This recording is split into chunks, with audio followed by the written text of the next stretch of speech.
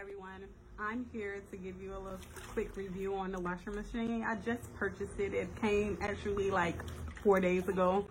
I put a small load in there, basically underwear, socks. But as you can see, I have 35 minutes left.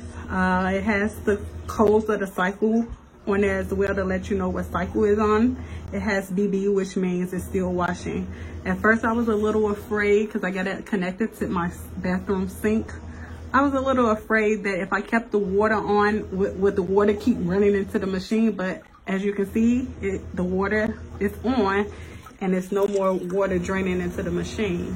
So I love it for now. Hopefully, I'll come back in a couple of months to let you all know the process of it. But yeah, so far it's amazing. It's really quiet too. Don't let me just washing clothes in my kitchen.